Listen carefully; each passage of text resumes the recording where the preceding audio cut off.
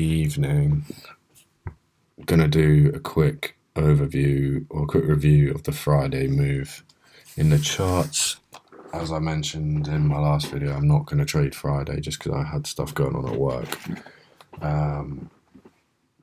So I did mark out a little bit. I went on looking at 15-minute. You can pretty much see it's a nice classic buy day. We've been going down in price all week, all bloody week, and going down, chopping.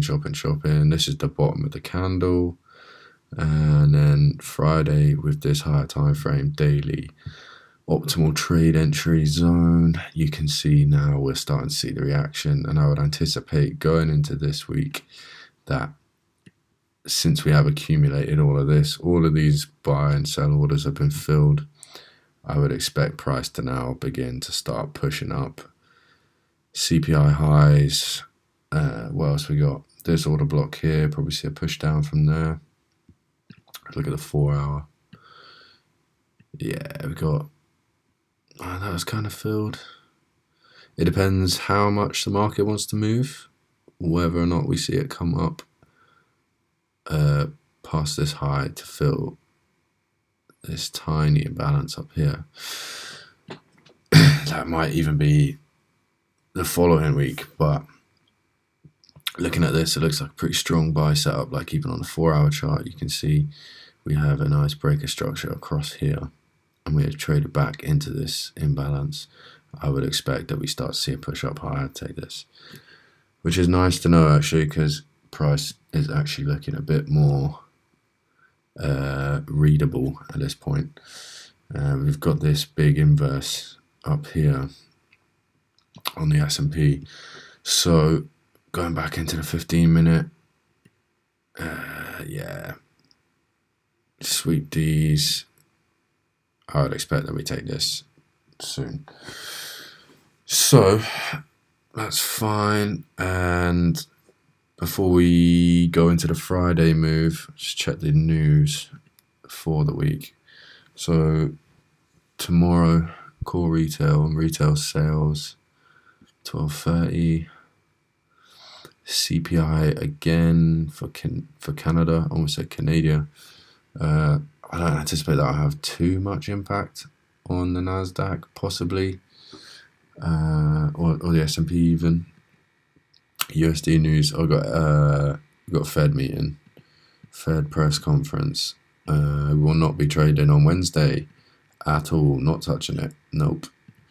Thursday. Still quite a lot going on there. Unemployment claims.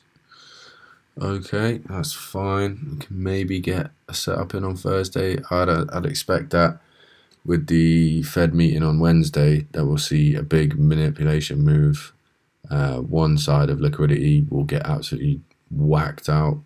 Possibly one final sweep across all of this down here. You know what I mean? Sort of accumulate up, take these highs, and then it will just go bang. And then for Thursday, we'll see a nice reversal. Ideally, that's my initial thoughts. And then Friday,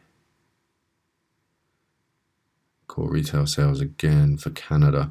So yeah, Wednesday, Thursday are looking to be the main drivers on price this week. Tuesday seems to be all right. Maybe get a setup in Tuesday. I'd anticipate price will probably be a bit more choppy just because it will be waiting before FOMC or the Fed meeting. So with these economic projections, I'd expect that inflation's going down. This is initially quite a bullish idea because it means that whatever the fuck Trump's doing with all these tariffs and stuff, that it is clearly working. Yeah, short term it's going to crash a little bit because obviously inflation going down. So maybe with the news, I'd anticipate, a big push up before a move down. But then again, we'll just have to see what happens because it's always a bit unpredictable. So that is fine.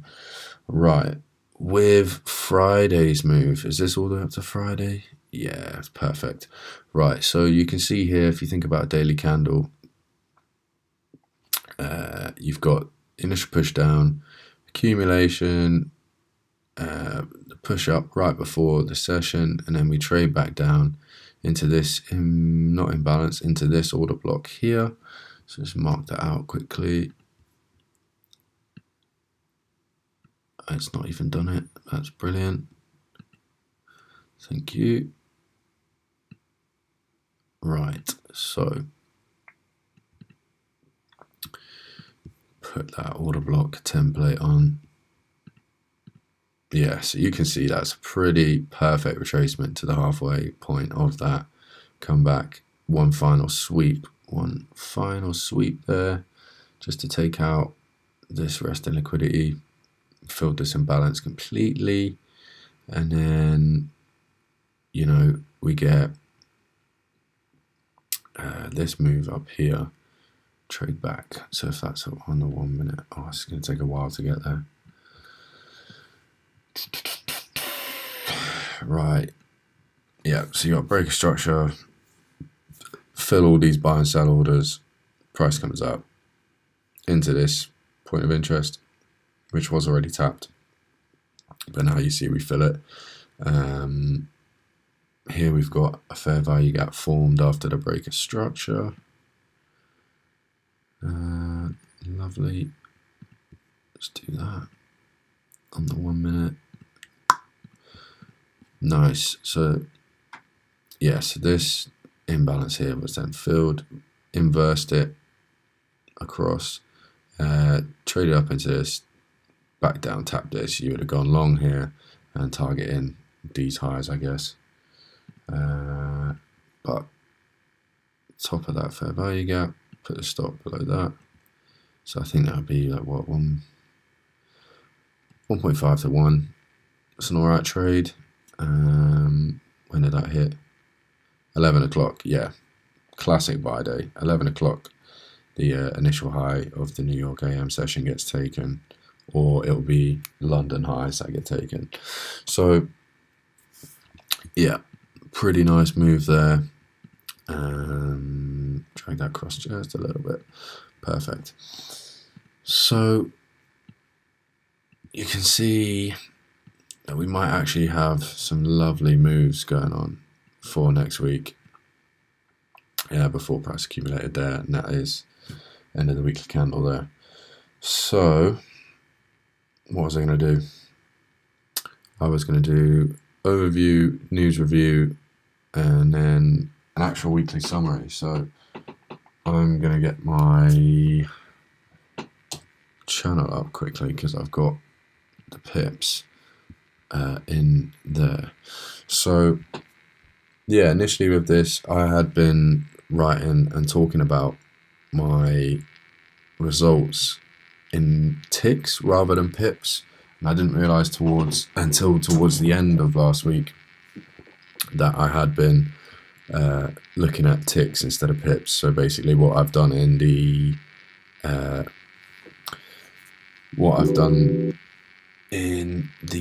titles for these videos is I've updated them to reflect the pips rather than the ticks, which I basically just divided them by 4. 0.25 ticks, no, 0.25 on price is 1 tick, 4 ticks to make a pip. Pretty simple. We'll just do the quick maths here. Get the old calculator up. So we have, what do we have? So this week we got 113 minus 36, 77 pips for the week, which is, it's all right. You know what I mean? It's all right. For 2 trades, that's fine. This was CPI and PPI, so, you know, going forward, I probably won't trade both of them again, just because I basically gave back some of my profits that I just could have avoided, really, which is fine. But yeah, for the month, still up, which is lovely. So we got what, 77 pips on the week, and then month to date, if we just add 38 down here, 115 pips for the week, which is actually very sweet if you ask me. So yeah, I think that should be fine. Have a quick look at NASDAQ. You can see I don't have as much on this chart, but more incentive for us to come up higher is this lovely imbalance here, whereas we don't have it as clean on the S&P. You can see it's filled in here, so I'd expect that price comes up to this order block rather than, you know, this imbalance here, but it would depend on the time frames. So let's just take this off a sec. Lovely, lovely, lovely. Look at this. Look at this. This is going to be our new weekly target in there. Just hide that again. So we've got a nice imbalance here. Price, wouldn't be surprised if we do a little push up, fill this, and then we'll just see what happens. But this is one of the reasons why I'm bullish on this week. And yeah, I think that should do it. We'll see how we go. Safe trading, risk management, don't force your trades, and just ensure when you're getting into your trade, 1, you can focus on it, 2, you're in the right mindset, 3, you're not sizing up unless you've got your habits sorted in life, you've got a good mindset in life, because if you can't trust yourself with your own discipline, with like your day-to-day, how can you trust yourself to size up a position and actually execute your trading plan? You know what I mean? So yeah, with that, I think it's a bit of a quick one today. I'm going to get this posted before the new week starts, and we'll come back to this at the end of the week to see how we get on. Nice one.